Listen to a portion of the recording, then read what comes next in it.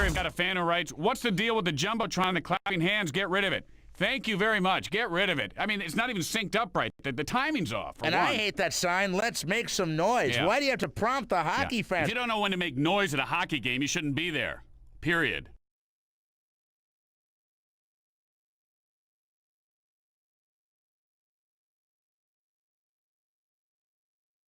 Welcome to Toronto, Ontario, Canada. I'm Tim Kittredge, Harry Tynowitz, along for the ride. We're glad you joined us today. Everybody, and so hello, what's up? Welcome everybody to the 47th episode of Sports Goofs here.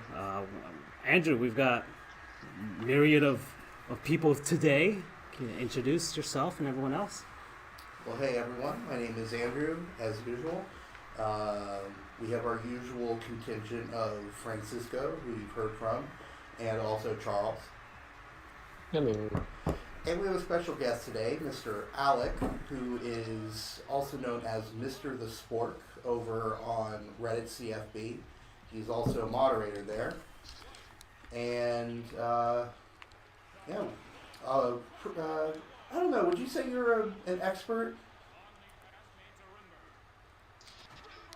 It depends what you mean, because as I've mentioned kind of before, if you're going to ask me who's going to be the first round pick in the draft, I'm not your guy. But if you're looking for trends and information about the last season, then I probably know more than I should. So, all right, cool. So, AJ, what's your I guess your team allegiances, I guess, as far as sports and or I guess, whatever you cheer for.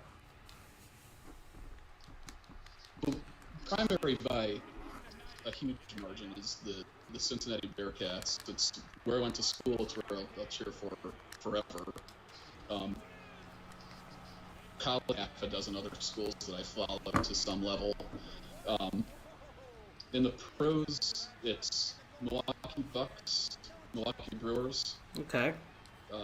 Cleveland Cavaliers to a degree, and Cleveland Browns. Oh, God. I think that's the case, but that is the case. So. Isn't it? Well, I'm a Miami Dolphins fan, so I I'm kind of in the same boat. With me. Yeah. Yeah, let's say last 19 years haven't been, the millennium hasn't been good to us. Let's just say that. Yeah. Yeah. To be fair, you didn't have to come back from a team getting killed. So there's that. It was only 3 years. That's only 3. Yeah, 3 years is enough. It could be the like Minnesota. They lost the North Stars for like 7 or whatever. I'm not sure. Oh yeah. Jeez. But okay, all right. So Brewers fan. So I'm a Marlins fan. So you're welcome. And also, I was incredibly glad when Yelich did injure himself. I declared that we won the trade once that happened. All right. Yeah. And a Milwaukee Bucks fan, so you're having a lot of fun this season, and I guess the last couple seasons now. I have a trivia question for you. How in the hell do you pronounce Giannis's last name? It's not that hard. Really? Ah. Yeah, it's Antetokounmpo. Antetokounmpo. Antetokounmpo. Like 5 syllables. Antetokounmpo. Yeah. You know. That's not so bad. And it's fun to say. It's kind of like Benedict Cumberbatch. You know. Bernardo Dunderstunch. Number of syllables. So, you know, it's not okay. So Milwaukee Bucks, Milwaukee Brewers, Cincinnati, and Bearcats, and okay, Cleveland Cavaliers ish. All right then. And no NHL teams. Not a hockey fan. Not a big one. I mean, I lived in Ohio for too long, and the Blue Jackets are kind of fairly new when you were not great. Oh yeah, it's true. The Blue Jackets. I mean,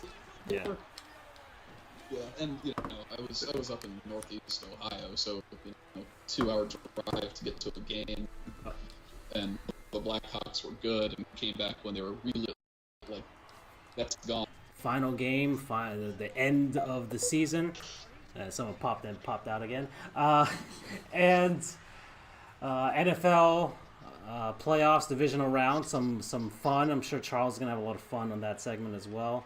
The Houston Astros dropped the hammer, and the Houston Texans paid for their sins as well the past weekend. And there's some hammer dropping going on between the Canucks and the Flames and the Oilers. The NHL dropped the hammer on Cassian for 2 games. We might talk about that as well. And okay, all right. So I guess we'll pop into the matter at hand. The latest news, really, it's college football playoff final. LSU finally they finish it. They finished it off. Oh crap, we're fighting. Oh yeah, and on the screen at the same time we're playing NHL Hits Pro, released in like 2003 or 4 for the Nintendo GameCube, the Xbox, and the PS2. And right now me and Andrew are in the middle of a fight, and I am getting the crap beat out of me just like Matthew Tkachuk. Okay, all right. So thoughts from the game? I saw up to like the third quarter, and I was like, okay, LSU has it from here on out. Like I'm like, okay, that's it. It started off, Clemson had some momentum, but then then Joe Burrow kind of got it together. He had a kind of like a scary hit to the arm, but gosh darn it, man, sucked it up and kept going. Yeah, it actually turned out, I didn't know this at the time, and actually, anyway, apparently it turns out that he actually broke his rib on that hit. Wow. Escorting him back to the locker room, and basically he was pushing people away from having any contact with them, just from basically a pain management. But yeah, hopped on an exercise bike for a while, managed to hobble back out through the third quarter. So, yeah, all that, and he still passed for 5 touchdowns across. What was it? 406. Ridiculous. It's ridiculous. It brings to mind, like Matt Stafford a couple of years ago when he separated his shoulder or whatever, and he came back for the game-winning drive, or Byron Leftwich, who continued in the game despite probably shattering his leg or something. I think Patrice Bergeron in the 2013 final against the Blackhawks played with a punctured lung and some broken ribs. Well, NHL players do it all the time, but still. I don't even know how he was living, but yeah. Or some guys play with broken legs. Actually, last year Zdeno Chara had his jaw wired shut. Yeah. That was wild. But the dude balled out. It looks like the Bengals are gonna. And it's kind of funny, from Tigers to Bengals. He's gonna go to Cincinnati. Yeah. So let's see how they screw that up. Bengals. Oh God, let's see how they screw that up. Yeah, that's my fear. It's the same thing with pick any number 1 draft pick. It seems in the last 5 years. Well, okay, let's see. Last 5 years. Okay, let's see. We got Jameis, and he's he kind of screws himself over in more ways than one. On and off his turnover factor is definitely alive and kicking. The 30 for 30 was fantastic, by the way. He's not. I'm a Florida State alum, so he's not our problem anymore. He was also our solution at the same time, which kind of sucks, but Right. At the same time, he's not our problem anymore. From an off-field perspective, especially. So let's see. So It's funny that you bring up Winston, because he was the last, if I remember correctly, he's the last Heisman quarterback to win the national championship. The Triple Crown, the Heisman National Championship, and likely number 1 draft pick will be Joe Yeah. Burrow. Yes. Yeah, and I think that would be the last guy because it's been Alabama and Clemson Right. since. So. Okay, so Clemson had some momentum during the game, but I mean, what was the moment of like where it was like LSU just was not going to let up after that? And sometimes like, because there was that it was 17-14 at one point, and then LSU just took over from there. Yes. And part of that was Burrow settled in, and you could tell early on he was missing easy passes, dump-offs that should have been nailed. And I don't know if it was nerves or if it was just he off in that period. Clemson's defense got a good jump early, and they were able to push through a lot, and that I don't know if that unsettled him. I don't think he's really capable of being too unsettled, but it did seem to affect the play. But once he settled in, and really like the one thing that pins it down is I can't remember his name, the linebacker who was ejected for targeting. Oh yeah, that's right. I mean, what did you think of that? Yeah. It was kind of. I mean, well, he still led with the crown of the helmet. That was the big thing, right? It didn't matter the point of impact. That's the big. But once again, So, by the letter of the law. Yeah, it once again raises the whole argument of does targeting need to be tweaked so you can judge intent? And it's tough because once you add that sort of subjectivity into it, not that it isn't subjective already, then you start having a lot more problems. Yeah, that was basically a textbook targeting that you could theoretically, even if it weren't targeting, you'd run into I've forgotten the penalty name, the excessive Unnecessary roughness? excessive roughness. That's not right. Yeah, I'm sure that a lot of the people complaining are Clemson fans, so. They had their opportunity to be on the other side of that. So That's true.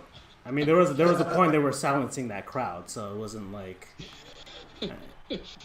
yeah. Apparently, we have some breaking news thanks to Charles.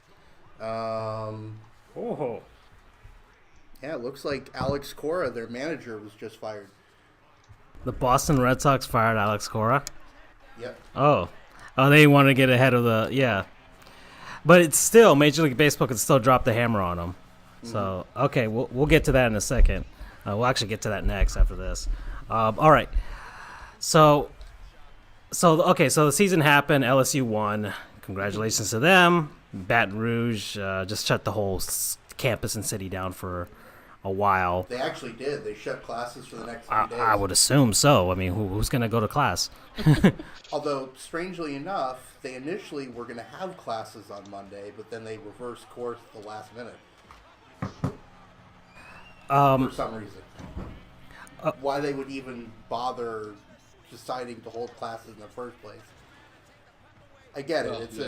It's an educational institution, but like, come on, it's the national championship. I mean, the whole state. Exactly. You might as well shut down the whole state because no, I am like okay. So I've told this before. Ellis, like the state of Louisiana, because I visited a couple times already, and Charles has been there too. Just straight up LSU everywhere. Just LSU from top to bottom. Where I was at, there's LSU stuff. I walked into like a general store or whatever. LSU stuff. I barely saw New Orleans Saints. You definitely didn't see New Orleans Pelicans, and definitely didn't see anything like La Tech or anything else or Tulane or whatever other schools are out there. So it is definitely the whole state is LSU crazy, and they'll just shut down the whole school, shut down the whole state because that I mean, that is their team. It's just as much as Bama is for Alabama, well, except for Auburn, and Georgia and Georgia. Yeah, you get some arguments for the Bama fans and the Auburn fans, the Barners. All right, so college football season's over, but what stood out to you guys personally from the season? What was like the best moment for you guys? Worst moments, most surprising thing, that jazz. Obviously, the worst one. Utah and Oregon. Go ahead. Utah and Oregon both dropping the ball so just a couple weeks and eliminating the Pac-12 was. Of course that would happen. Of course they'd lose to. It was what? Oregon lost to Arizona State and Utah lost to. I want to say Arizona in the last 3 weeks of the season. You had the inside track and you dropped it, both of you? Yeah, our That's we have true. a couple of Ute fans in the mod team. They were not happy. But our Oregon fan was very happy when they beat Utah. If Utah wins the Pac-12 championship game, they're fourth place and get demolished by LSU. So they would have had the right to get bludgeoned by Joe Burrow and crew. Yeah, Oklahoma did not look qualified to even be there. And that's another thing. Everyone thinks that Oklahoma should be banned from being in the college football playoff. Yeah, they have not had good showings any time that they've been in the college football playoff. Would you agree with that? They're what? 0-5 at this point. Like, And bear in mind, the CFP is 6 years old. Yeah. So, It's like, why do you keep picking them? You know, it's like it's kind of not fair. In a sense, just Clemson or fraud. Shake my head. That's what Charles says too. They won last year. That's whatever. They've had their moment in the sun. They lied to you. Yeah, Charles is a Miami Hurricanes fan. BT Dubs. So ACC, whatever you want to call it. I don't give a I really don't care. Okay, as a Florida State fan, I don't care if Clemson keeps winning. Whatever. We're still in we are in a giant hole, and we don't come out of that hole. The possibility of him being, instead of the purple drink, he might like the yellow drink or orange drink if he's a fan of Fanta. For those who don't know, for disclaimer, Jamarcus Russell had a very short career coming out of LSU. He was the top overall pick from Oakland, and he only played for about 2.5 years. And then there was the controversy, to which I think he threw 18 touchdowns and 38 interceptions, to which his career was very limited by the fact that no one wanted to sign him because of weak work ethic. And furthermore, he liked the purple drink. And I'm not going to encourage anybody listening to go research that. Francisco can do it on his own. You bad man, you. So is it the possibility that he becomes the white Jamarcus Russell? Probably not, because the work ethic is there. But it's a vast difference when you're that dominant in college, throwing a total of 60 touchdowns in a span of, 14, 15 games against NFL corners and safeties and linebackers and pass rushers who just might be better than you. I mean, I was listening to Pat McAfee a little bit earlier today, and he made an interesting point. He said that something that he saw from Burrow that makes him think that he would be good at the NFL level was he was able to diagnose that Clemson was very different than your average college team, and that they would create fake looks on defense. Basically, trying to explain it. Like a smoke and mirrors type of thing, or? Basically, right. For example, you can have like a 4-3 defense, which is you have 4 down linemen, you have 3 linebackers, then you have 4 guys in the secondary. You've got something called cover 2, which is 2 safeties up top. But occasionally you'll have something called cover 3, which is where one of the cornerbacks or someone drops into coverage in the back. But they disguise their looks, so the quarterback doesn't get a good idea of what's actually going to happen. And that's what trips up a lot of college quarterbacks when a team is able to do that, and that's why Clemson is so successful, at least according to Pat McAfee.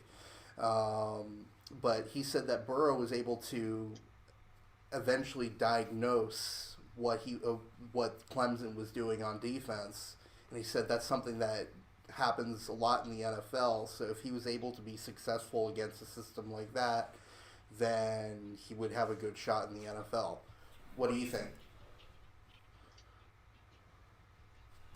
Well, I mean, I think he has an eye towards the NFL anyway. Like, he obviously should, but I think he's done his due diligence to try and prepare himself for this moment, or at least for the moment of being in the NFL. I mean, there was they showed the video of him talking to Drew Brees, and basically, you know, he was inspired by him. You know, grew up a New Orleans Saints fan, and because of him, and all that type of stuff. So it's, I'm just going by the way he's played this entire season.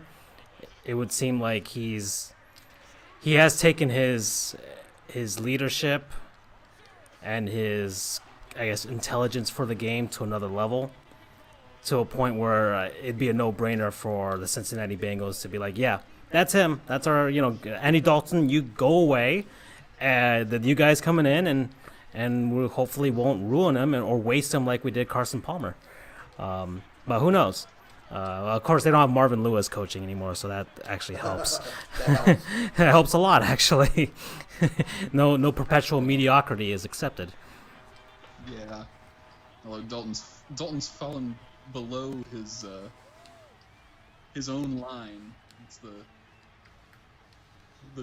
Dalton line is maybe one of my favorite things. It's funny, Andy Dalton's career he's loved in Buffalo. That's one. He's beloved in Buffalo. It's the only city that loves him. He was booed at the All-Star when Cincinnati Reds hosted the All-Star game. He was booed at the celebrity softball tournament. They booed him. Oh God, yeah, he definitely needs out of Cincinnati for sure. Oh God, I mean he had some nice years. Well, of course the Bengals are the Bengals, and they find a way to screw things up. Or as Urinating Tree calls them, the Bungles. Yeah. Yeah, and there's been rumblings. I'm living in Chicago, so I've heard rumblings from various, I don't know what you want to call them. Your sources? Yeah, sources say that the Bears might be interested in Dalton, and I think everyone that's heard that has kind of been like, why would you do that? You already have a mediocre quarterback in Mitch Trubisky. Why we're just gonna have a lateral move? What's that gonna add? Okay, we're gonna bring Dalton in as a mentor? Like, that doesn't work. Maybe they're hoping for the Tannehill effect. Hey, he's, you know, and yeah. I don't know. Maybe.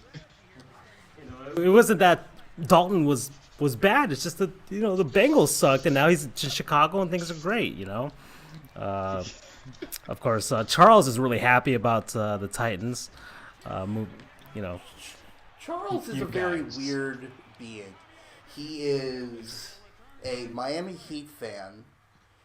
That's not weird. But wait. I'm giving the full rundown here. So he's a Miami Heat fan. He is...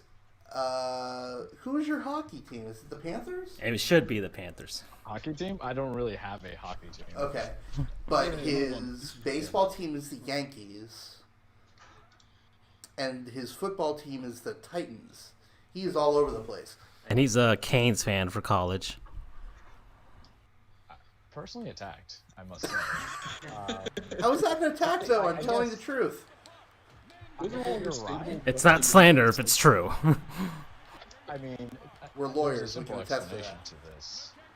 Yeah, exactly. The simple explanation is essentially this: I like what I like, you know. And when it comes to Tennessee, the short little exhibit is I didn't get into football until a little bit later in my life when I was like, 11, 12. I liked Steve McNair and Eddie George when they were around, and how hard they play.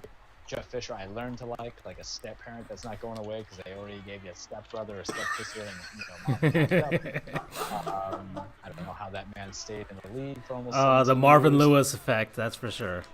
Yeah, and I gotta tell you guys, this is anxiety right here, being so far advanced because we've decimated, demolished, destroyed, devastated the quadruple D, the top two teams in the AFC.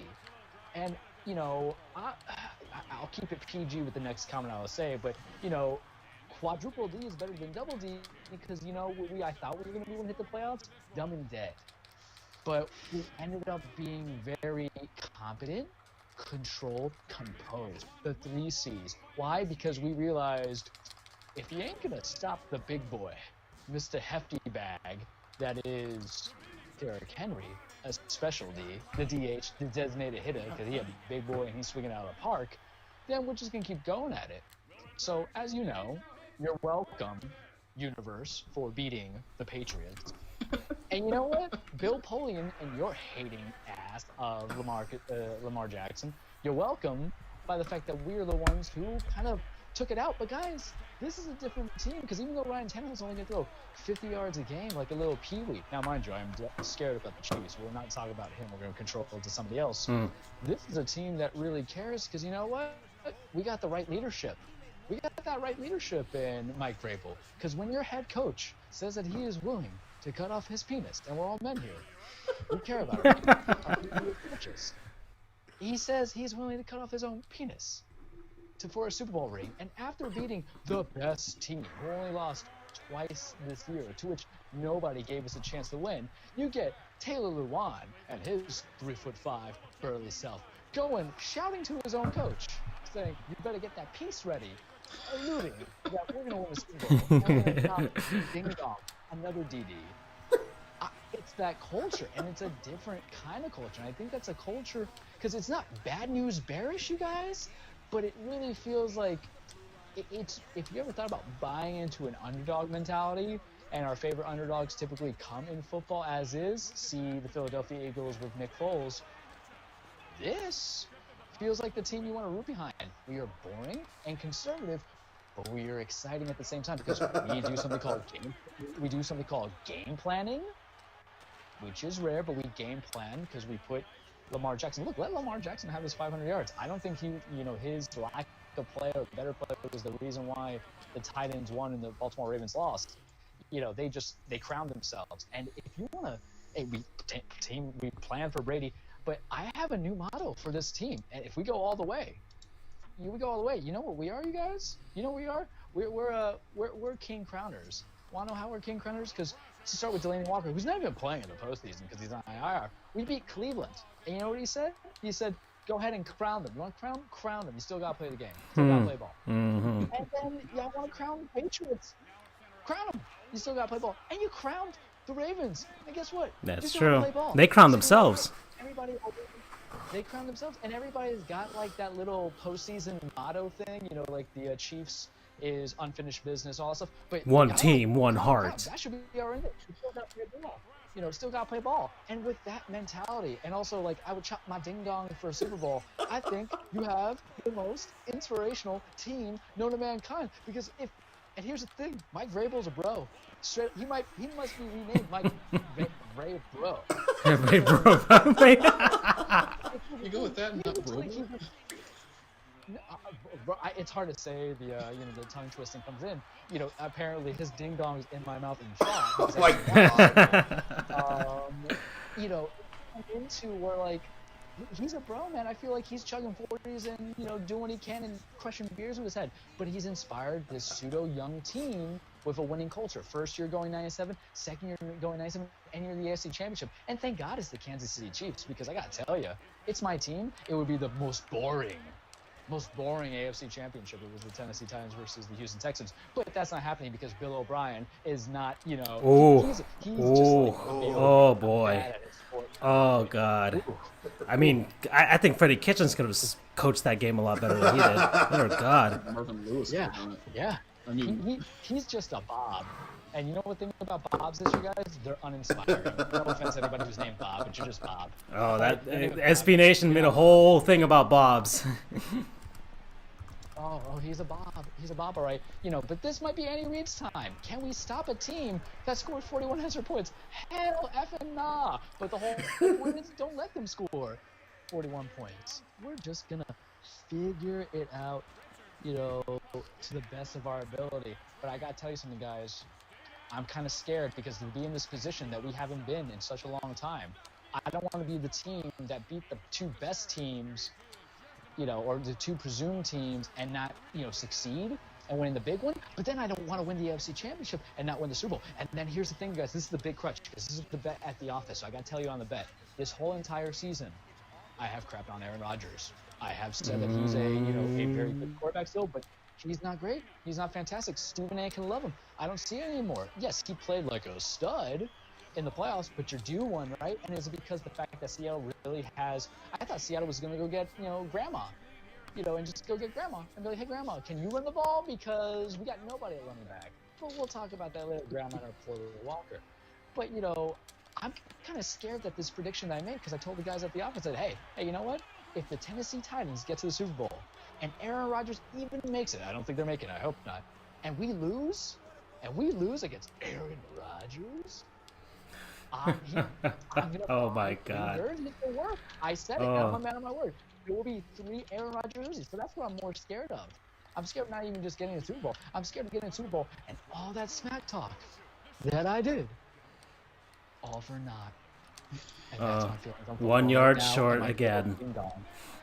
Listen, guys. I rather sacrifice my Grable's ding dong for the sake of not making sure that Aaron Rodgers has a Super Bowl ring again. That's my piece. There you go. Oh boy. I mean, the Titans, they are so inspired. Okay, so once again, Miami Dolphins fan. I am fully on board the Titans train because it further exacerbates the fact that I hate the Miami Dolphins so much. I don't know. Like, my fanship for the Dolphins I used to be a positive fan, when I was a kid, I was like 12. I didn't know any better. And then, as the years went on, like, okay, 2008 happened. It's like, all right, cool, go Dolphins. And then, slowly but surely I become an adult and, life starts hitting you and things start, things aren't, rose-colored glasses, that type of stuff, not rainbows and ponies. And Dolphins keep sucking. 2016 happens, like, okay, some positivity, they didn't suck for once. And then Adam Gase was Adam Gase. And then, we let go of Ryan Tannehill. We construct this amazing tank that failed at the same time. And but at the same time, I'm happy for Coach Flores. I think we actually finally found a coach. But Ryan Tannehill goes to Tennessee, back up to Mariota, and then he takes over the job. And lo and behold, the Titans find a way to tailor their actual offense around him and his skill set. Not completely around him, but just towards his skill set. Okay, he's a fantastic game manager, and he'll make the good throws. He's an average quarterback, but he knows what he is at this point, and they know what he is, and they've found a way to use him at the right moments. So I'm so happy for him.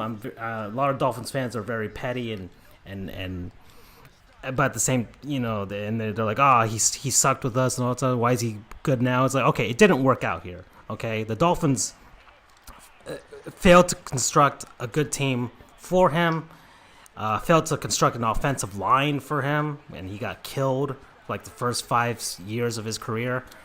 And now he's finally getting his due. And I'm very happy for him. I really do hope they win the Super Bowl, because the talk so far throughout this playoff has been about Ryan Tannehill down here and how much the Dolphins screwed it up, and whether happy for him or not happy for him at the same time. But I'm happy for him, and go Titans, go! Because I don't want to see. There's nobody in the NFC that between Green Bay and San Francisco, I have no feelings for. I was like, okay, And Man, I did. between Tennessee and Kansas City, I'd love to see the Chiefs go full Reed one more time. I would like to see Andy Reid get his Super Bowl, just get that one, just like kind of like a Jim Leland type of thing, just so many years of failure, and then he finally gets his one. But at the same time, I want to see urinating trees video when they finally when they collapse, and he has the congratulations video that pops out.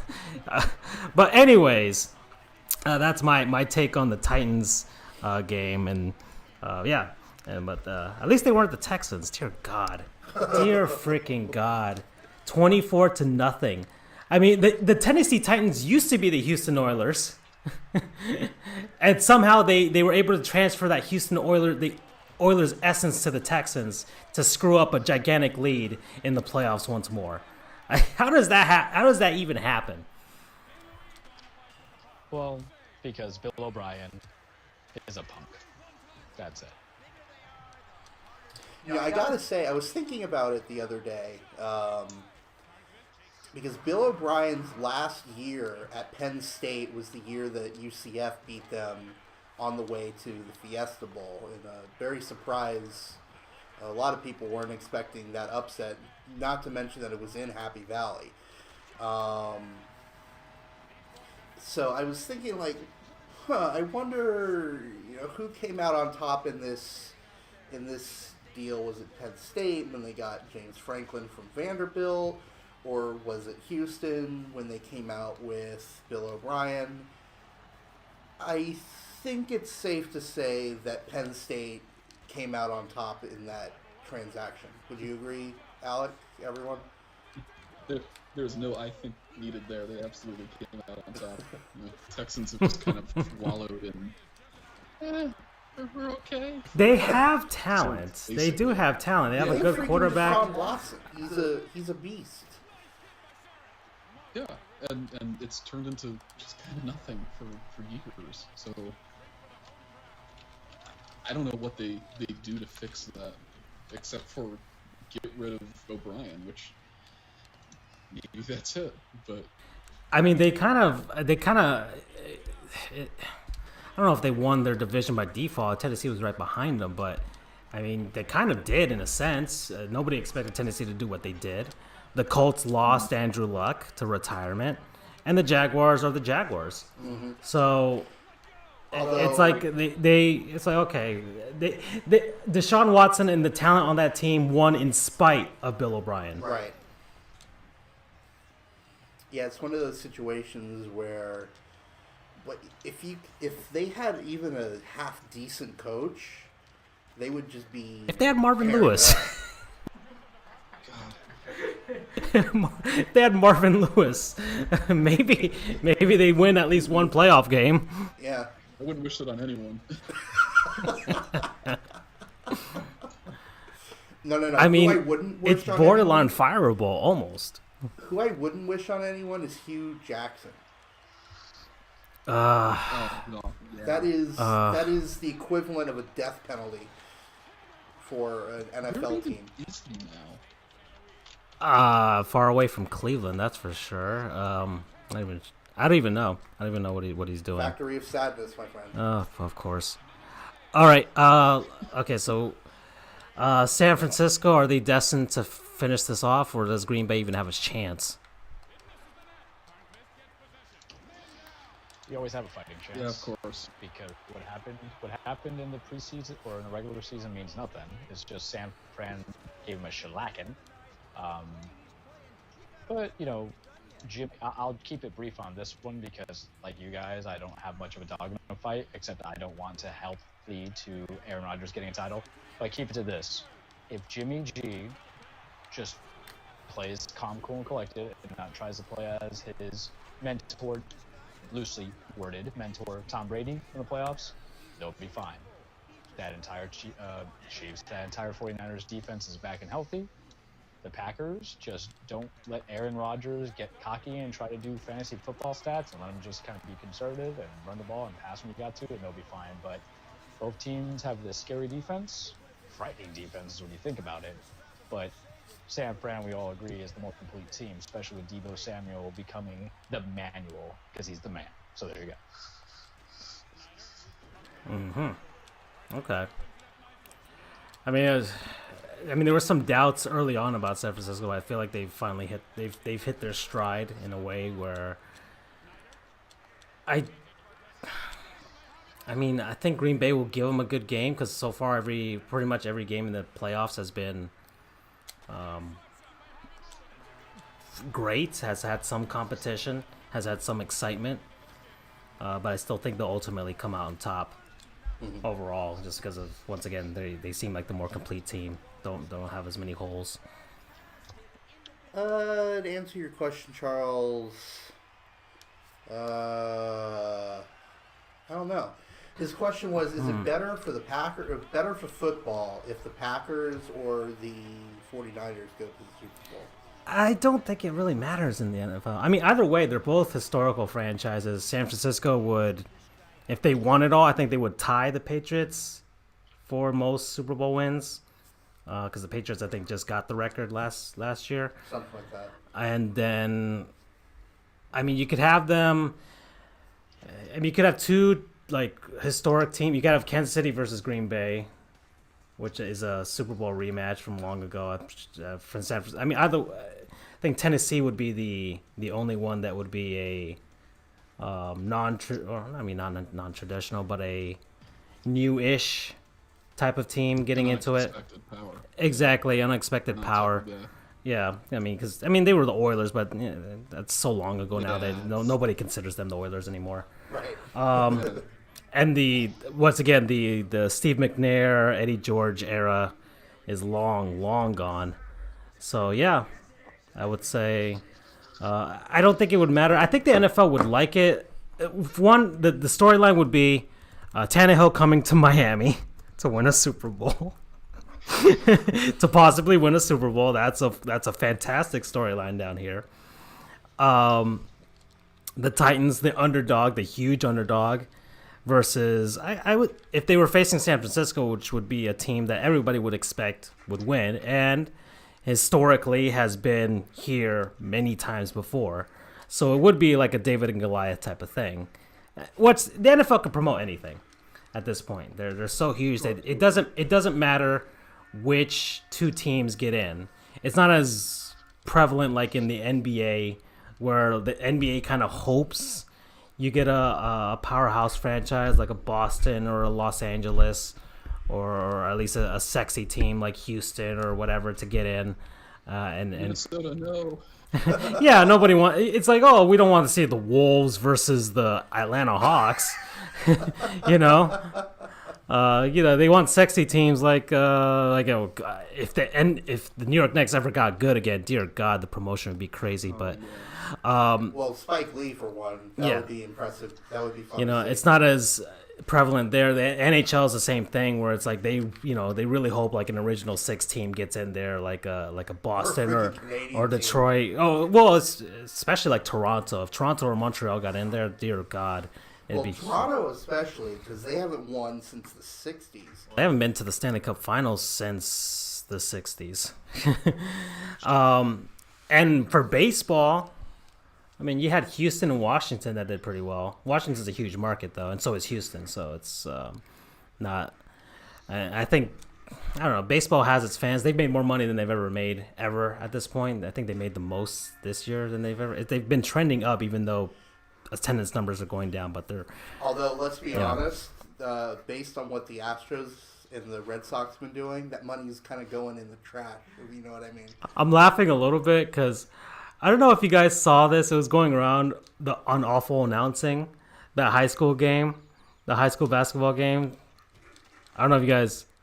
I wish I could... No. I wish I could... Okay, so in this high school, I don't know where, some high school, somewhere out there, they have a broadcast. They actually have a broadcast, probably on online broadcast, and they have two students doing the color commentary and the play-by-play.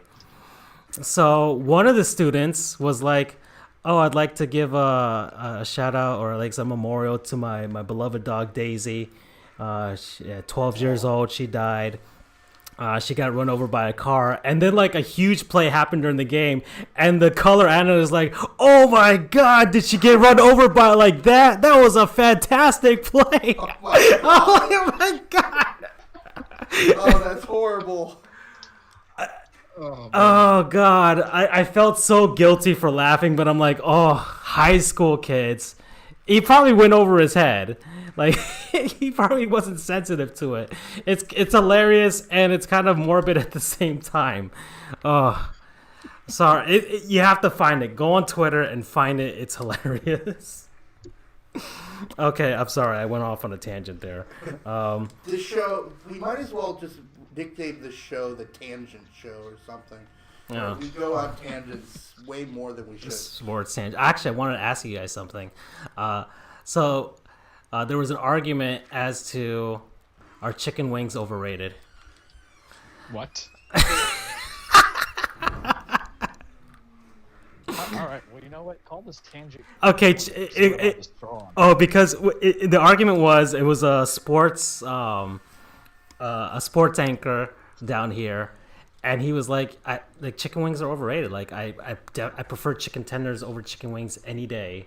I don't understand the appeal. I've hated them since I was a kid. And that was the hot take for about 10 minutes that they went on about chicken wings versus chicken tenders. And I kind of have to side on the chicken tender side of this argument. I think, like, I'm not a chicken wings guy. If you put the two at two versus me, I'm like, why? Chicken wings are work. Why do you want to? Chicken tenders offer me all of the ease of just sticking in my mouth. And please, and this could be taken out of context, but yeah, and just letting my mouth work without, pulling it with my teeth and gnashing it and bones and having to discard the bones. Chicken tenders or chicken nuggets, what have you, make it easy and simple. And that's my thing. I love the ease of the chicken tenders. Chicken wings are just way too much work. Charles is stewing. Well, I've talked too much with my Mike Vrabel and, man enough to cut his penis off because he wants something so great like Super Bowl. I'm going to let the others who attack it because I have notes now. I'm writing notes as we speak. Oh my God. Alec, Gentlemen. let's start with you. I agree. Agree with who? I am not a fan of chicken wings. Oh, there we go. That's how it is. That's the ticket right there. Well, give us your reasoning. I've never enjoyed the weird kind of visceral pulling apart chicken bones to get at the meat, especially like in company. It's weird to me. I don't need to, like sitting at a restaurant with like, yeah, your family or some friends or a girlfriend or whatever. Yeah, it's the same thing with ribs. Like I can't do just pick up and eat ribs. It's weird to me, except in certain contexts, which is different. But yeah, never been a fan. Let's see. Andrew, Charles needs you to get on his side. Well, my take is I think there's an appropriate situation for each. That's a bit on the fence there. I'm on the fence about everything. That's a lawyer answer, yeah.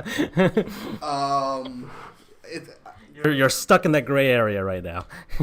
Alec, as honestly once said in the mod chat, the phrase "it depends" is kind of like the free space on the lawyer bingo board. Yes, it absolutely is. That being said, I'm in the chicken tender / boneless wings camp. They do have boneless wings. That's Boneless like wings are chicken it's that's how I always thought of it. Like Yeah. it's just in name only that it's a wing. Well, the reason I make the distinction between a chicken tender and a boneless wing is the shape. And also, generally speaking, chicken tenders don't have sauce on them. You add the sauce separate. You dip. whereas boneless wings, they are pre-sauced. Okay. All right. I'll allow it for now. This reminds me of that episode of Always Sunny in Philadelphia, with the cereal defense. I don't know if you guys have seen it, but you should see it. It's really hilarious. Yeah. Okay, Charles. I feel like you're getting your points down. You're getting ready for your argument here. So, gentlemen, I'm just going to start with this. I went to Washington, D.C. over the weekend. I was there Thursday all the way till Sunday. And there's a point to this. Because on Saturday, my buddy and his wife live in, D.C. in the heart of it, 15 minutes away from Arlington, 15 minutes away from Arlington Cemetery.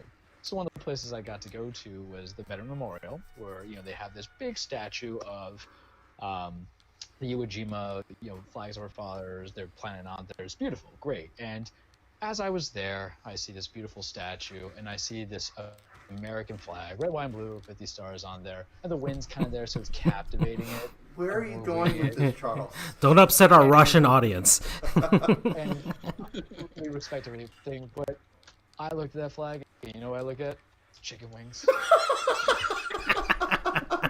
I think about that statue of chicken the wings are America. Chicken wings, because the thing about chicken wings is that it is visceral. Because they fought for our freedom, and I will fight to take the meat off that bone. Because here's the thing about chicken wings, you guys. Let me tell you about chicken tenders. What are chicken tenders? Oh, does your mouth hurt? Oh, I can't deal with the bone cutting up my mouth and giving me ulcers. It's so bad. Well, you don't have your soggy chicken tenders from Publix that proceeds to be good. I'll eat that bone right now. And you know what? It kills me. Good. That means the chicken won. The chicken wing, point number one, is a pure example of what it means to be a meat eater. The pure reflection of something died for my enjoyment. You get this nice. You can have many ways: crispy, wet, extra wet, grilled, seasoned rubs, which are kind of weird. Not my flex, but okay. Weird flex, but okay. There you go. You can get them saucy. You can have a myriad of sauces. Have you had medium Parmesan? Have you had garlic Parmesan? Have you had hot? Have you had nuclear? You can barbecue. What can you do with a chicken tender? Look, I like chicken tenders, but I'm just gonna dunk it. I'm gonna dunk it. You get it. I'm gonna dunk it just like Giannis Antetokounmpo does. Yeah. That's fine. But you know what, though? A perfect example. Because here's the thing about chicken tenders. Great amongst the consensus, but it can't win the real thing. There we go. Get your MVP chicken tenders, but your ass is staying at home come the NBA Finals. That's you, chicken tenders. Publix chicken tenders, it's okay. Let's stop acting like they're the greatest thing ever. Because you know what? By itself, you're like, it's a little soggy, it's a little wet, but I need some barbecue sauce. I need some little bit of hot sauce put in there. But on your chicken wing, it's already there, man. And you know what's great about chicken wings versus chicken tenders? You get a variety. You can have a drum or a wing. And you know what's great about them too? Depending where you go, sizes. Have you seen these jumbos? And you're like, oh man, it's so great. Because what can I do with my hot wings? I can also dunk it in blue cheese or ranch. Oh my goodness. Cheese. What? I can. Hey, it's fine. Whatever floats your boat. You can mix up and eat it. Tasty. And you know what, you guys? I'm never hungry when I go through a stack of 20 chicken wings. I hate myself later. But those 3-4 plate chicken tenders, it's delicious because I gotta eat the fries to be full completely. I look at chicken tenders and I think of what man-children would eat because we're one step away from just getting nug-nugs, you guys. I don't think a little kid, you wanna know why kids can't eat chicken wings? Because they are inferior to the concept of eating something with bones. They would choke and die. But a chicken wing is a representation of man, just the same representation of the men who were putting on that flag that I saw in a cemetery down in Arlington. Chicken tenders, they're just man-boy versions or girl-woman versions of what you can have with chicken nuggets. And you know what, you guys? Boneless wings, Andrew? It's a cop-out because they're chicken tenders. They're just midget chicken tenders. And we know this. This is almost like the great taco burrito debate of 2019, and I'm still heated on it. And let me tell you something now. I'll eat anything you put in front of me. You guys give me chicken tenders, I'll eat it too. But I have to make a stand because the tyranny of the majority is what led to this great nation. Who I'm certain is a tender lover. I lost your train of thought there. Oh my God. That What just happens. Yeah. as Francisco will attest, that is not an unusual occurrence with Charles. It becomes a stream of consciousness, but I get the sentiment, that's for sure. Oh boy, I will say, I feel like he's gonna write something, be like Alexander Hamilton. I will say, Hamilton ate chicken wings. I discovered recently that there's a way that you can break the bone, that you can slide the meat off. If I remembered how to do that, I would be much more inclined to have chicken wings. Yeah. Because It's I too feel much like work. You're maximizing the amount of chicken that you can get. Because one of the problems with chicken wings is you're leaving some meat on the bone. And you have to deal with the gristle and all that stuff, and the weird thing top part there, and it gets skinny on some ends. Sometimes it's just not even. I mean, chicken tenders, it's all there. It's all there for you. You can eat the whole thing. It's all meat. And again, that's why I said, I know you called it a cop-out, but I think that boneless wings are kind of a good, healthy medium. It's for your boneless fans. It is more wing than chicken tender, or nug-nugs, as you also refer them. You know what we should do? We should get Charles in that hot. There's you know, Hot Ones Yeah. on YouTube. They're making a game show of it now. Really? Yeah, it's gonna be on True TV, I think. So we need to get Charles on that show. Gladly, and I will cry because my tolerance for hot is like the Latin in me leaves really quickly once we go back to like stage 4. Oh gosh. All right, Did we learn something today, gentlemen? chicken tenders are awesome and better than wings. Chicken wings And they're represent freedom American. and hate freedom. And Chicken wings everybody are else. America. Thank you. That's what comes across. Okay. All right, so I think we can kind of move on to our middle segment because we're kind of in the middle there. So it's a word from our non-sponsors. Do you want to introduce that? I mean, you can explain it. To, So, as I'm sure you know, Alec, a lot of podcasts or whatever, you take a break in the middle of a show and say, now a word from our sponsor. Today's sponsor is SeatGeek, or whatever the hell it is. Manscaped. Manscaped, if you're a 5 Points Vids fan. Well, up until recently, we didn't have any sponsors, and I guess technically we do. Was it Astro Gaming? Yeah, we had Astro Gaming headset and Everspace 2 and some other stuff. I don't know. I mean, it comes in and out whenever they feel like it, but yeah. Oh! FYI, Charles had Publix popcorn chicken for lunch, so I'm a fraud. Oh. You should just call yourself Clemson. Ooh. Or the 76ers. Oh. Ew. Or the Astros, or the Red Sox. Oh. Yeah, we'll get to that afterwards. No. That's a difference. So anyway, word from our non-sponsor is about halfway through the show, we say sponsor People, places, things, concept that we've kind of liked, Proper nouns. Yeah, shout outs and stuff. We give a fake promo code Shout at the out end to of your it. favorite proper noun of the week. Okay. So, would you care to start us off, Alec, or do you need a second to think about it? Wait, so what am I picking? Anyone or anything that you want to give a shout out to? Yeah, it's like, my non-sponsor is the Nintendo Switch. I've been playing a lot of Pokemon Sword and Shield lately, and that type of stuff. I can start to give an example. Sure. Go for it. Okay, so my non-sponsor, I usually put it up on the screen here as we talk about it. My non-sponsor is a guy named Ryan George. You guys don't know who he is. He's on YouTube. And I actually showed him to Andrew, this guy that makes... he makes a series on the YouTube channel Screen Rants, but he actually has his own separate YouTube channel, which is pretty funny as well. He's a French-Canadian guy. He lives in Montreal, but he makes these absolutely hilarious pitch meeting videos where he pretends to be a Hollywood producer and a Hollywood screenwriter that's pitching the idea for a new movie to the guy. So he has several, like all these popular movies, Home Alone, the Marvel movies, Harry Potter, Batman, all that type of stuff. And he does it in the same context of like the time period that it was made in.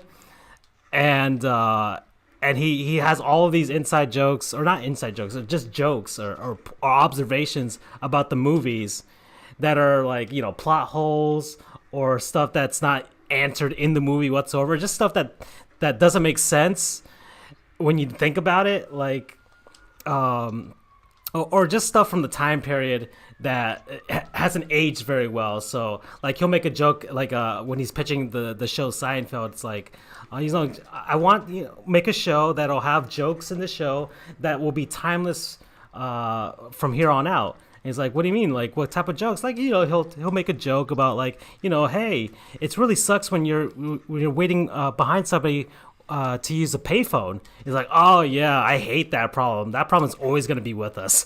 You know, like, he'll make that observation. So look for him. So just go on YouTube, search, and I'll post. I'll actually put up his own separate channel here, Ryan George, or just search for pitch meetings, and he's got probably 100 of them at this point. They're probably like between 5 and 8 minutes long, so they're not very long. So they're nice bite-sized pieces. So Ryan George, he's hilarious, he's funny, and yeah, give him a watch. Subscribe to him if you want. Promo code? Promo code is super easy, barely an inconvenience. And if you watch his thing, you'll come to know that sentence very much so. Okay, so my non-sponsor would have to be another YouTuber, actually. Oh. It's called The Lockpicking Lawyer. And the Lockpicking Lawyer, as you might surmise, is a lawyer. But what his channel is all about is he picks locks. Okay. Sorry, I'm concentrating on putting the teams up. Yeah, you know, I've seen that. It's fascinating. This guy he's a master at picking locks. There is nothing he can't pick. So I thank him, my non-sponsor, because for one thing, it's very, very fascinating info. But then also it shows I cannot trust most locks. So if there's anything that I really need to lock up securely, I need to watch him and get like his seal of approval. Like for instance, he picked a gun lock. One of the episodes I was watching today is he picked a gun lock with a Lego astronaut. And he picked another lock, like a lock safe that you might see at a hotel, with a shard of orange juice bottle. My mouth is agape at this. Like, wow, this is all his channel does, is unlock locks or pick locks. And it's brilliant. He has over 1 million subscribers. Dear God. And, you know, a lot of people understandably We should just make our channel with Charles talking about chicken wings. Yes. Or Charles just talks about anything. We should just make that our own channel. Charles' rant of the day. So it's fun. I enjoy watching it. It's semi-educational, if you think about it. And honestly, I'd love for him to kind of have like a lock-picking lawyer seal of approval, so I know what to and what not to buy. And he is a huge enemy, hates Master Lock, which is one of the more prevalent lock companies.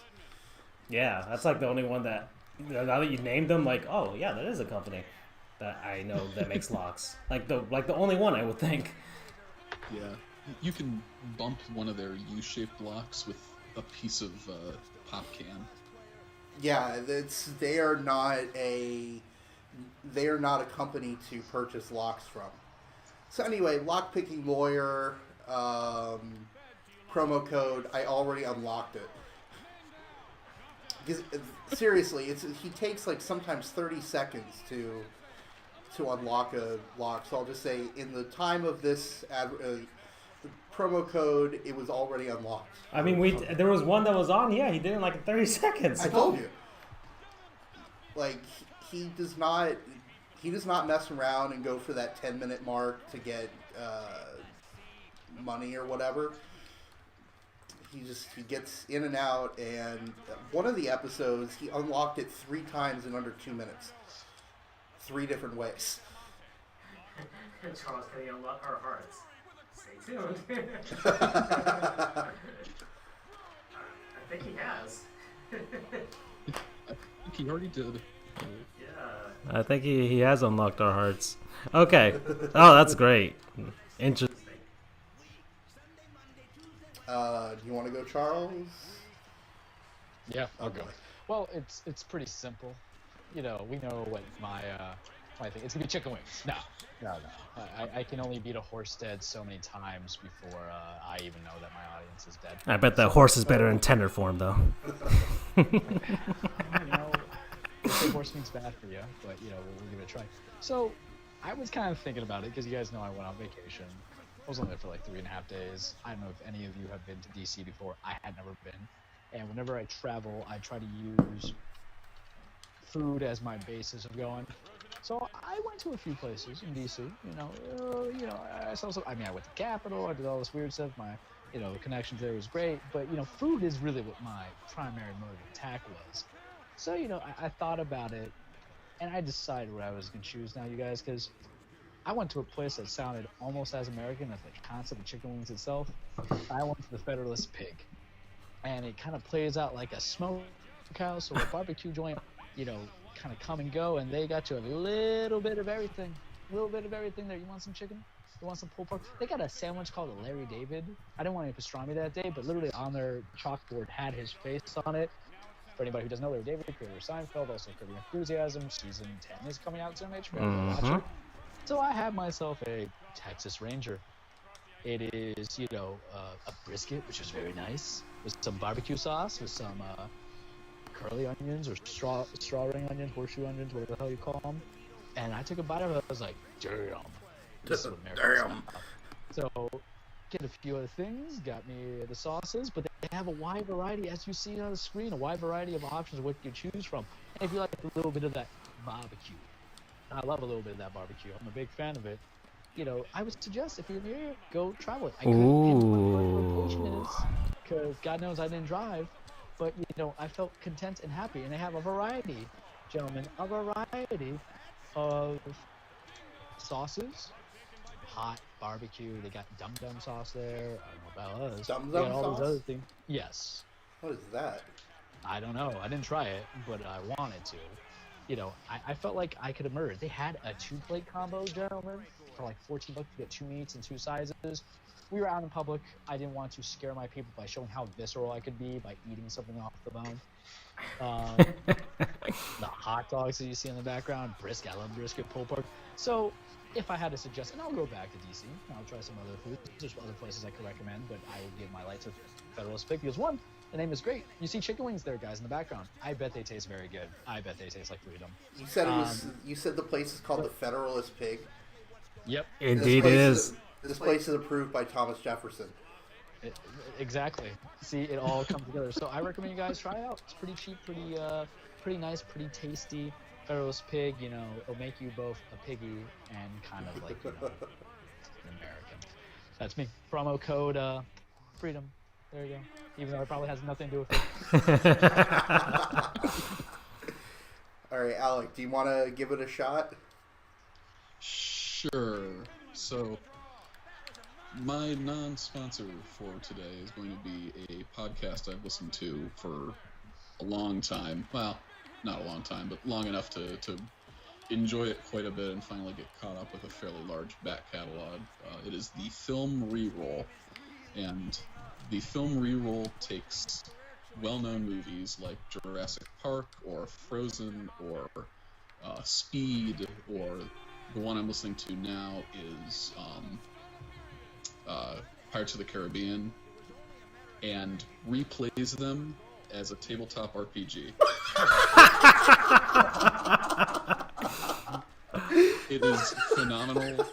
The group is mostly actors and like screen personalities, so it's people who are in media doing basically improv, but instead of the improv being whatever they make up, it's based on whatever the die rolls are. They use GURPS, so there's a lot of flexibility built into that. It's hilarious. They get along really well. Highly recommended. Give it a shot. I'm looking at it now. They've got, I mean, they've got Blade Runner, Adventure Time, Practical Magic, Pirates of the Caribbean, Time Bandits, Winnie the Pooh, and the Blustery Day. Yeah, they're all great. If you want a good start point for all of this, so Wizard of Oz gets completely insane. Oh, I have to see the Pokemon, the first movie too. The Pokemon one is great. It's bizarre. They have one of Razagam as Pikachu. It is exactly Pikachu. It's the weirdest thing. Okay. It's amazing. So the promo code for that will be arms and legs, and I will leave it to you to discover where that comes up. Oh my god. And they're on Apple Podcasts and on Android. Oh, this is perfect. Well, I know where you're going to be listening in your ride to work out. Oh, that's for sure. Dear Lord. This guy just listens to Miami sports talk radio all the time. I do, and I listen to another one called The Completely Unnecessary Podcast, which is just like gaming news and stuff like that. There's another one called Extra Napkins, which I like. It's just a couple of guys that worked in the restaurant industry that just talk about their stories. But this is great. Oh my god! I'm playing it a little bit right now on the screen, so you can hear it a little bit. And they go on weird tangents too, because they're film buffs and Yeah. they know the industry to a degree. So Oh my god! I'm playing like the first minute of the Pokemon one, and it's like when we last left our heroes, Ash and Misty. Like it's just like the show, just like the TV show. Just the exact intro into. Wow, these people are good. This is fun. Oh, definitely. Hold on. I got to find this right now on my phone so I don't forget it. I'm actually going to type it in right now on my phone and search for this. Oh, boy. This is great. Okay. The Film Reroll Podcast. Ugh. Well, while you do that, let's, I don't know, what's another topic we should discuss? Oh, well, let's talk about baseball. I mean, it's huge. The cheating scandal. I mean, Charles is livid. The Yankees should have faced the Dodgers in the World Series twice. Did you hear much about this, Alec? Oh yeah, I've been following it off and on, not nearly as closely, so I don't have a super strong opinion, but I mean, I do. Like, I'm thinking about the repercussions of the whole thing. Like, I bought a Houston Astros hat because okay, so the Houston Astros, I'm from West Palm Beach, Florida, and the Astros and the Nationals both share a spring training complex that they just built like 2 seasons ago in West Palm Beach, brand new. So I was like, oh, hometown pride. I bought a Houston Astros hat. Supporting them, and I like the team. I like the makeup. I like Jose Altuve. I like Carlos Correa. I mean, just all the makeup of the team. Freaking Justin Verlander got his first championship as well. Like all of that was like cool, and they did it their first season in West Palm Beach, which was pretty cool. And then the next season, and then like last year was between both teams that shared that complex, which was pretty cool. But now it's like, oh, my life is a lie. You know, they scorned, they deceived me. It's kind of like finding out, like, you know, you were adopted or something. I have no idea. Though this whole time, like, it's like, yeah, or the Astros weren't really your dad. Go Going back to the whole stepdad thing. I guess, but because my team are the Marlins, and I've suffered long and hard, but Derek Jeter is our Lord and Savior, and he'll get us a championship within this decade. And look, it calls into question that entire season. Jose Altuve won the MVP that year. Like, everything went well for Houston except for that massive hurricane. Like, that was like the one thing that kind of got everybody together, banded together, all types of stuff, just all that type of stuff. And now you sullied all of that. The Astros sullied all of that with the cheating scandal. And the thing is, I mean, it's tough to know, but some part of me thinks that they still would have been extremely successful even if they didn't have this cheating system going on. Well, I mean, it's tough to know. it's tough to know. I mean, you can. I feel like, and the point man of all this is Alex Cora, because he kind of has a connection to both the Astros and the Red Sox, but we'll get to that soon. The Astros, look, the team was very well constructed. It's a good team. It is a good team. They took a lot of guys from the Cardinals, front office, executive, and front office and scouting, to build them up. And the Cardinals know what they're doing as well. But it's still like, so the team is well constructed. It feels like they didn't have to do this, but they felt like they were so close to getting a championship. They needed that one little extra push to get them over the top. When it, like, I don't know. I can't even. I guess the New England Patriots would be the only team that I could kind of compare them to. Like, they cheated, but there wasn't really a need to, or they shouldn't have felt a need to. This year the Nationals beat them, and the claim is that the Astros cheated during their home games. They couldn't get away with this in the road stadium. They used cameras placed in center field to get a video feed of the pitches, the signs for the other teams, and they would relay that to, I guess, an iPad or something in the dugout, and the dugout would then use a garbage can to signal to the batter what was coming up. And that was the dirty part, just using the electronic means of cheating in that sense. And this is nothing new. I mean, the whole trash can thing is new. Look, I don't care if they had done it manually or analog or whatever you want to call it. If there was a guy on second base and the catcher or the pitcher was tipping his pitches, that's just baseball, okay? The guy should learn to be better. And if they have like a weird system where they bang on trash cans like whatever, then so be it. That's the way they communicate. But the electronic use, using a camera, using an iPad to do this, is the dirty part. Is the nefarious part. It's the part where it's like, because you can't do that in football. You can't even film a practice. The Patriots got dinged for filming a practice of the Cincinnati Bengals. It was for their web series or whatever, but still they got dinged for it because nobody would honestly have to prepare much for the Bengals. But like the Astros did this in a nefarious way, and it was pretty cool of that pitcher to step up and say, "Hey, we did this," and it kind of opened the floodgates. But also John Boy Media. Well, he's a Yankees fan, right? But he really blew open the floodgates because, as much as the Athletic article or that pitcher, I think it was Dallas Braden.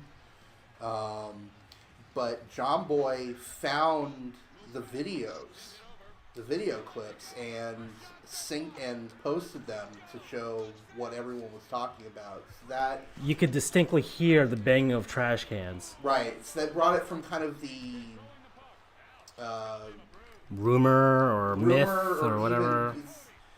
For the audio-visual learners, it brought it from an accusation to like something that definitely happened. Right, and you've got the concrete evidence. You can't not hear the banging. So I think it was just like a team effort. Poor you, Darvish. he got screwed the most out of everyone. That's true. Like, it's assumed that it was only the 2017 season because the Astros, well, they lost every game in Houston in the World Series this past World Series, but still, it was like we needed to like I know it's hard to win a World Series. It's really hard. It's really hard to win any championship. So maybe they felt like if we don't do it now, we're never gonna do it, or I don't know. They got desperate. And good on the owner for firing. I mean, that was pretty. It's pretty huge, but at the same time, there's the argument on. It's like, would you have traded firing your manager and your general manager to build this team for one World Series championship? Like a lot of owners and teams would say yes, and they still have the championship. You can put an asterisk next to it, all that stuff. They made the money. They have it there. I mean, but of course the stigma. As a fan base, I'd hate to have that stigma. Because not everybody can call you out, well, the Dodgers should have won that World Series, or the Yankees should have been the American League champion. You know? So I'm ranting on, but, you know, get your guys' thoughts. Yeah. Now, go ahead. Well, it was an uneven playing field, and that's really what it was. If it were open to everyone to do the same thing, and there was knowledge of it, then pitchers would have adapted. But because it was, one or who knows, there's been other teams linked to it, but doing the same. You just can't. You can't do that. You can't have an unfair advantage. It's kind of like that Halo meme. Wait, that's illegal. That image. It's red versus blue. You heathen.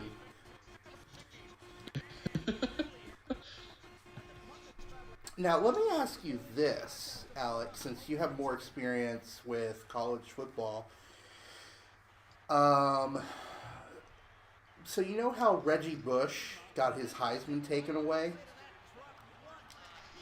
Mm-hmm. Would you be okay with them rescinding taking back the World Series title? I mean, USC got their national championships taken away. I think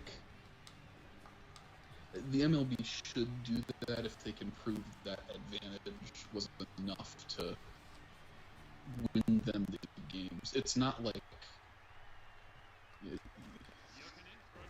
issues with recruiting, which is different because those players are going to play in every game.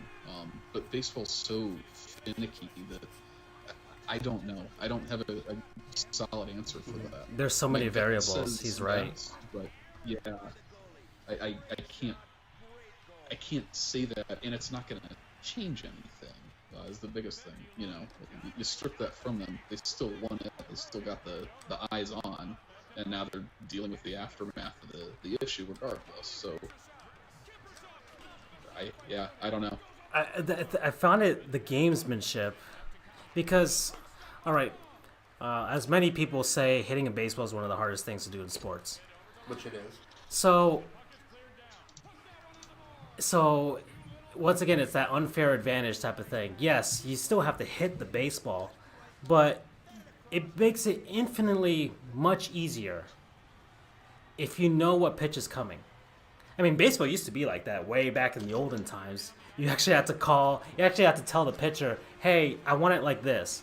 And they would throw it that way. Right. No, it's true.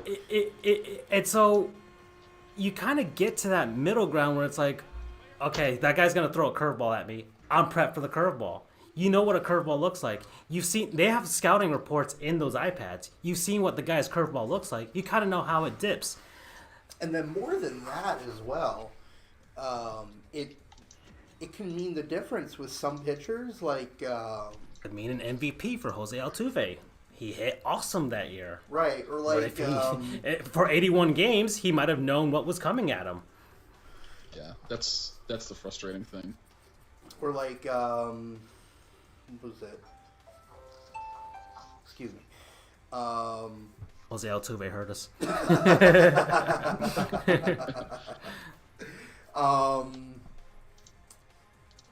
for let's say a pitcher like Clayton Kershaw, the difference between in his prime at least, and I'm not talking playoff Clayton Poor Kershaw. Kershaw. The difference between a fastball and a curveball or another off-speed pitch can be close to 20 miles per hour. So being able to know, all right, you're going to be swinging real fast, or you know what, you can take your time here because that thing is going to be going in real slow. That's a huge difference maker. Just think about it. Just think about a changeup. Like fastballs, okay, you just have to catch up to the speed, and that's it. But a changeup, hitters get fooled by changeups all the time. Right. They're either way too early or they sit back way too long and they miss. But you know that a changeup is coming. You're already timed up for it. It's like, okay, it's gonna come at me 85, 80 maybe, depending on the pitcher. That half second makes a massive difference, and it also makes a massive difference on how you hit it too, because you kind of swing for the fences there. I mean, see what Alex Rodriguez did to El Duque with one of his ephus pitches. He absolutely teed off on that thing. Do you know what an ephus pitch is, Alex? Alec? Oh yeah, Oh, indeed. absolutely. Yeah, those are fascinating. To They are watch. very fascinating. They're very funny. But very effective. Or like knuckleball. If that thing moves or it doesn't break correctly, that thing is like a watermelon. So we haven't heard from a resident Yankee fan here. Yeah, that's true. I was taking notes, Okay. waiting until things. And because I think each of you kind of bring up, and I won't go crazy on this like I did on chicken wings, even though I should be more passionate about this in chicken wings, because I mean there's something more God-loving than the New York Yankees. So the three things I kind of want to touch upon is, no, don't take away their title, don't take away the MVP, because at the end of the day, there's always that possibility of losing. You're reading pitches, but also depending how your other side of the game played, with Verlander pitch and a few of the other caps that they had, there's nothing that's going to be indisputable that says, hey, if you didn't have it, you still have won it. I mean, you can kind of mess with Altuve a little bit, but that's requiring Carlos Beltran and Alex Cora to sell him out, because you got to remember Beltran was the one who was on the team still when Cora, the bench manager at that time, was initiating everything. But I don't see the point that comes in. It's the same thing. It's a stain. It's a mark on their reputation. We understand that. I feel bad for the Dodgers, but here's the truth too. Them taking away doesn't even validate the opportunity that you would have had to win, right? So you don't know. You maybe not given a fair advantage, but it's not like you're going to be awarded the championship, the World Series championship, because that's even me. Because remember who played them, gentlemen, in the ALCS and took him to 7, and it was the New York Yankees. So if I'm not putting in this pettiness thing, even though I do feel we would have beaten the Dodgers, the Dodgers do one fantastic thing. They Bill O'Brien it, and they choke in the big game. If I'm not as crazy about it, you don't need to be as crazy about it. Although Does it smear? depending on, Well, I'm saying you guys need to be crazy. I do have a bit of a, if they ended up doing it in the 2019 season, I forget if they did. I have a bit of a beef with them because there is a chance that they may have used it to defeat my Tampa Bay Rays. And us too. I mean, we get the beef, but the idea is that, does this really resolve anything that would have happened in 2018, 2017, World Series? No, right? The other thing is that we're in an era, you guys mentioned it earlier, I kind of put in the text message or the message log about people steal signs all the time. We had the steroids era. There's always a competitive advantage for somebody or some team, right? And all you can do for baseball is just crack down and hope that that's a detente or a diffuser for other people to do it. I mean, and you look at the blowback here that has occurred, and we'll never talk about whether or not enough it was enough, but it could have been, I think, maybe a worse penalty, at least for the managers. But here's the thing. We know A.J. Hinch, once the 2020 World Series is complete, will find a job. I don't know about the GM because he's also the guy who hired Todman. So that's an issue. And for you guys to remember, Todman was the assistant GM to the Astros. He's Oh, yeah. Yes, he is. Alex Cora, on the other hand, oh boy, I don't know. Ooh. Because he might be the one that gets the Pete Rose equivalent of a death sentence in the MLB, because we're talking about you initiated this in Houston, led to a championship, and just so coincidentally, you might have propelled that use for a manager position with the Boston Red Sox, and you won them a championship. And coincidentally, who had a great, fantastic year that had never been done before? Mookie Betts.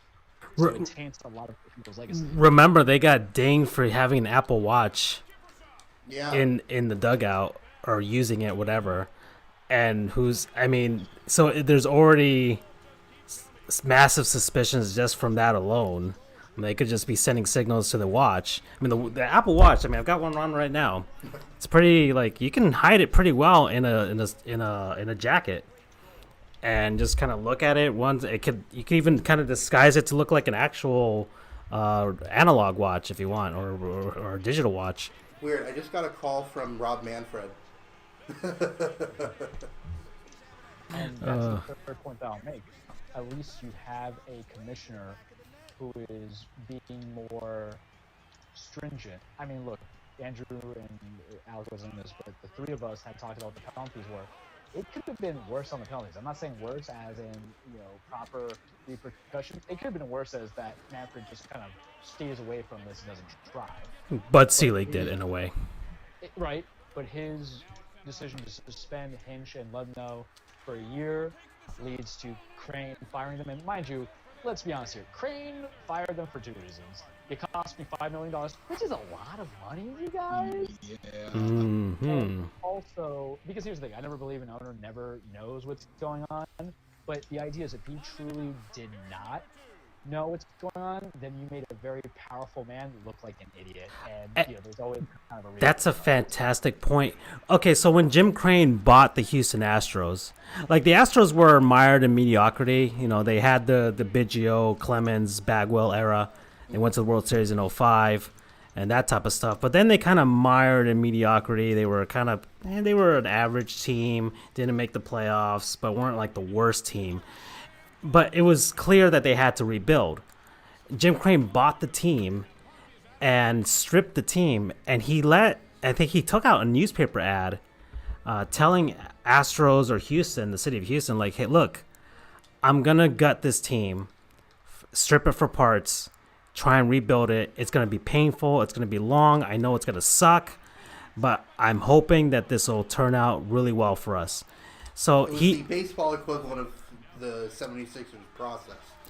Essentially, yes. But yeah, it was the baseball version of that. But he was upfront about it and tried to be as nice about it as possible. And the Astros suffered. They suffered in attendance. They suffered whatever. But he's like, they have to do this. They had to do this. So you sully all of that. Once again, you ruin that with this cheating thing. If he didn't know about it, like Charles said, you make him look like a fool. You make him look like a cheater. You make the franchise look like a cheater. You kind of, and once again, I said it again, like, Houston went through a lot in 2017. The city alone, the Hurricane Harvey, all that type of stuff. The Astros won the World Series after that. So all of that is off. It's on the wayside now. Everybody's like, okay, put an asterisk next to them. The Dodgers should have won. The Yankees should have gone. Like, you lose all of that moving forward. I don't know if it's akin to the Black Sox scandal, if you will. I don't know if it's akin to Pete Rose, but I'd say it's up there now. I'd say it's up there if that's what. I mean, I know social media and all that stuff makes things seem bigger than what they are, but it's a competitive disadvantage like that. I find, and like I know players have cheated, people have cheated all the time. spitballs, putting a bunch of gunk on your fingers and Well, it's whatever, only all cheating type if of it's stuff. against the rules.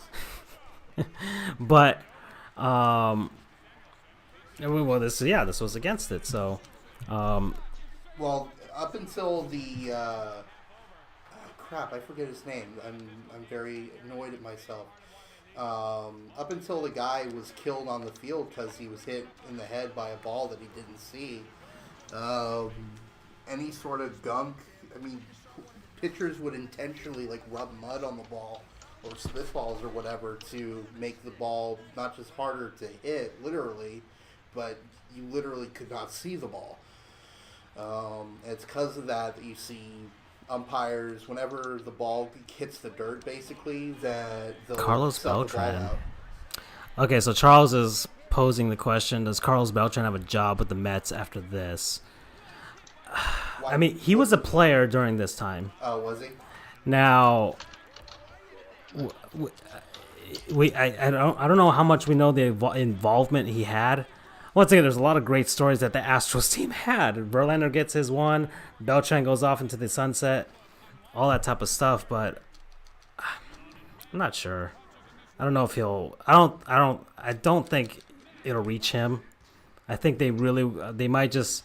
Especially MLB wants to nip this in the bud now, so they'll do what they have to do to hinge to the GM and to Alex Cora, and hopefully it'll die down after that because, it doesn't look good for them. It doesn't look good for them to extend this into other people, and to other franchises as well.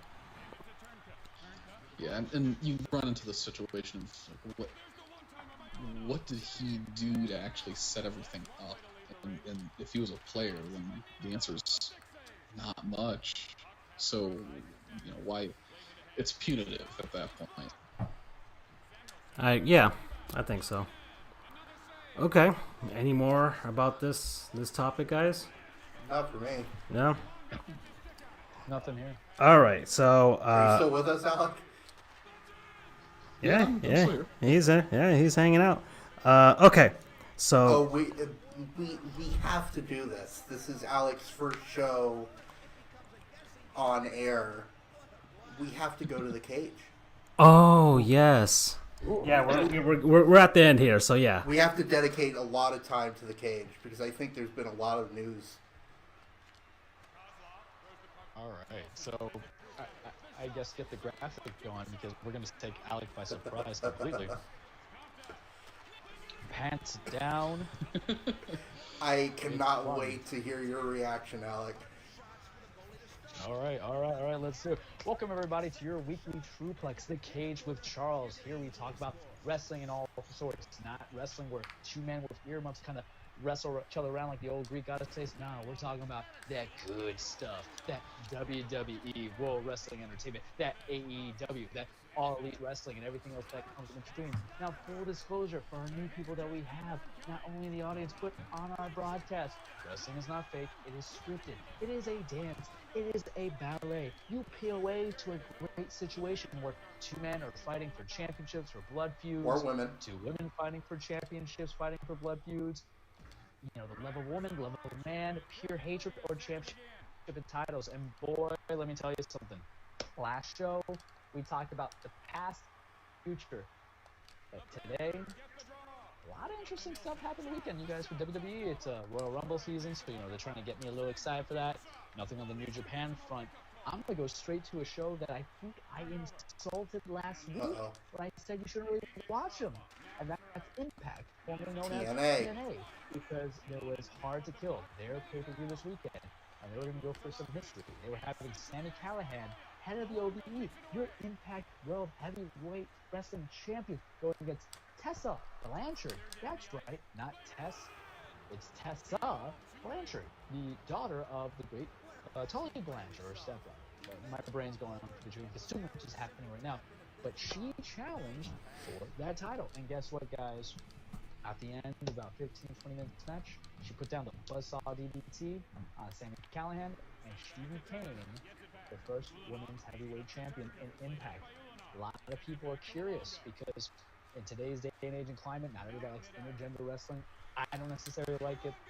not because it portrays violence and anything of that nature against women or men, but more or less on the believability when you have like a 6'7" jack guy losing clean to somebody who might be 5'9", 5'10", and different body disparities. And maybe it sucks out a little bit. Maybe I'm not comfortable with it. I don't know. I have to go on that journey and discover it myself.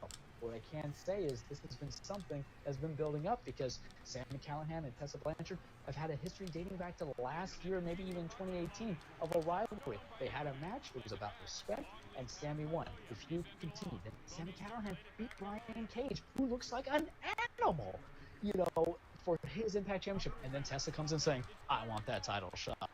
And listen, I'll tell you now, not a lot of promotions would have pulled that proverbial trigger. And Impact, I'll give them this, because coming as a WWE fan, when they should know to pull the trigger, and they don't, look at the Fiend as an example, winning a championship, they had to wait a little bit and screw around. Good on them for making a decision. What does this mean? I don't know, because Impact has signed that Access TV deal because Anthem got them that airing time. Maybe that gets a little bit of publicity going on. Maybe that helps them out get some credibility. It's certainly going to be well-deserved for Tessa Blanchard, but as we know, with every success for someone comes the controversy. And before the pay-per-view started, Tessa Blanchard was having some controversy because it was being reported, because she tweeted, because social media is the devil, and she, granted, we all use it. Go follow us on Twitter. Dan Freehold, for Andrew, Charles and Drew over here, and then let's see if I was from Francis goes. It's just a series of letters. I slept on my keyboard. That's what happened. I talk fast and it kills me. But she put some stuff on social media saying women should support each other, and then women who had wrestled her on the independent scene, well, they didn't like that. They were accusing her of being racist and all this other stuff, and saying some things to other wrestlers, and it caused some controversy. But to take that away and put that to the side, good on Tessa. I gotta say, gentlemen, good on TNA or Impact Wrestling for making a determination, because not only are you solidifying long-term booking, and here's the thing for Alec who doesn't know, booking means just how you book the whole damn storyline, right? This has been in play for a while, and you got the payoff where, because what's wrestling? Wrestling is basically saying you want to see the bad guy get their comeuppance. You want to see the underdog or the good guy win, or the good girl won, guys. So it's interesting. I want to know how long they're going to keep this going. I want to know if they're going to... Yes. So just to understand, so she won overall, like against all wrestlers. She won the main title. The main title, so like men, women, whatever. Yeah. Well, here comes in the interesting part. Mm-hmm. The women's have their own division title, the Knockouts Championship.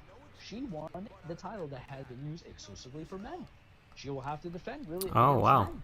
Okay, so like Peach and Super Smash Brothers type of thing. It's like Peach and Super Smash Brothers. Let's even think bigger. Let's use some model world. It's basically Venus and Serena going against, Roger Federer. Yeah, Rafael Nadal. It really is of that momentum, in my opinion. I don't think it's going to open up the doorways to affect other promotions such as AEW and WWE, because one thing we know, WWE is now basically a corporate brand, so they're going to do everything that they can to keep in the PG era, and I don't think they would like very much to have men depicting acts of violence. Well, they are on Fox, which is now owned by Disney, so yeah, I can see that. And then with AEW, they're still kind of trying to find their niche, because they've only been in existence with the TV show Dynamite for 2-3 months, and the company's been as a theory and as a constituent has been around for about a year. So Impact at least has its own little thing. Gearing away from Impact, good for them, because we got to go into some of the real stuff here. What do we got? We got the Royal Rumble coming on, guys. It's next Sunday, so if I don't get the opportunity to talk about it next week, I got to talk about it now, right? The Royal Rumble is probably like my favorite ever pay-per-view that you could do in wrestling, because 30 men and 30 women, because they have the Women's Royal Rumble and the Men's Royal Rumble, come in, and the last person in that ring, after people have gone over the top, gets a shot at a title bout at WrestleMania. And the fun part about this, gentlemen, is I have no idea who the hell is going to win. Brock Lesnar, who's already a WWE champion, has entered into the Rumble. So instead of defending his title, he's like, I'm going to go beat some dudes up and throw in the ring. Is he going to challenge the Fiend if he wins? I don't know. If he's just saying he's the baddest dude on the planet, maybe that too. But it's so darn interesting, because when you can't really predict who's going to win, then you get excited or severely disappointed when the person does win. My money's still either on Roman Reigns winning and going against The Fiend. I don't think that's good booking, in my opinion, because Bray Wyatt as The Fiend is just going against a lot of people who wronged him in the past. He can just pick him. I kind of want Kevin Owens to do it. He's losing a little bit of momentum, you guys, but right now he's in a fight against the Monday Night Messiah, Seth Rollins, and his boys. And what happened later that night? It was a 6-man fist fight that happened. AOP, Seth Rollins, Kevin Owens, Samoa Joe, The Big Show. That's right, The Big Show. I want to say this tweet here. This is a guy trying to educate, us non or casual wrestling fans. Non-wrestling fans, the Royal Rumble is cats. Characters appear, introduce themselves by showcasing their gimmicks/signature moves, and then are tossed aside for the rest of the show until the chosen one wins. If there's anything further from the truth, I wouldn't see it because that is as close to the truth as possible. The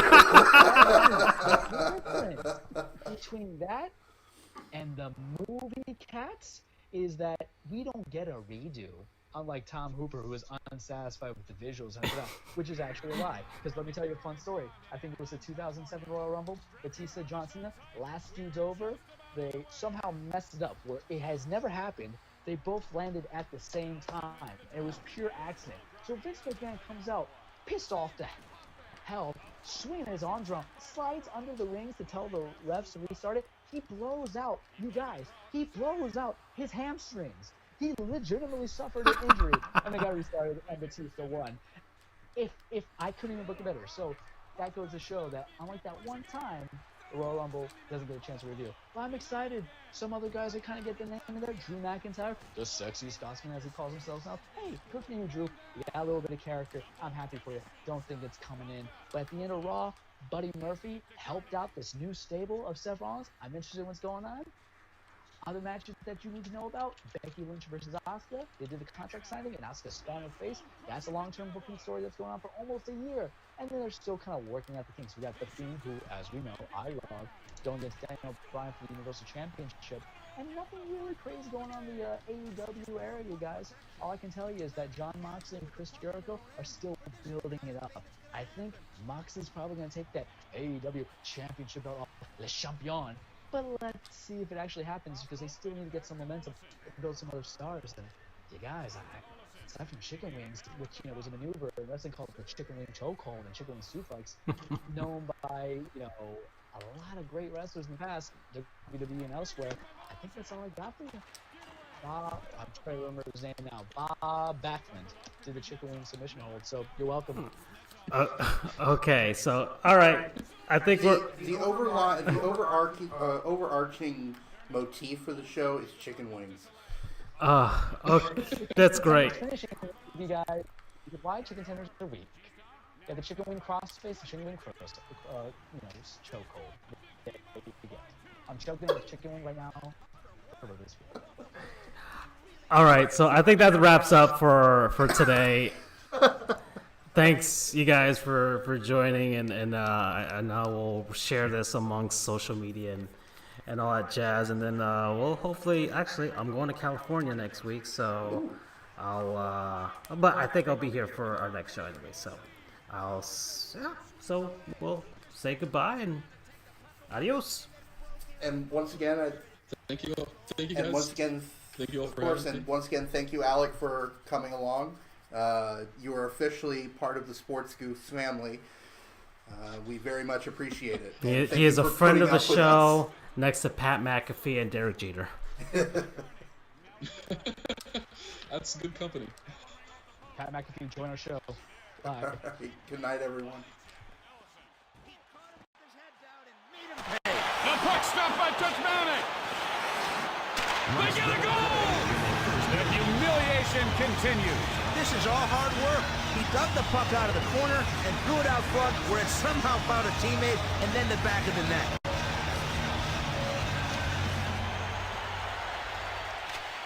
Gets it back. Moved ahead. Thomas is robbed by Touchmanic. Whose nets off picks up the puck. Crash, bang, boom. Whoa! He ran over him like a runaway train.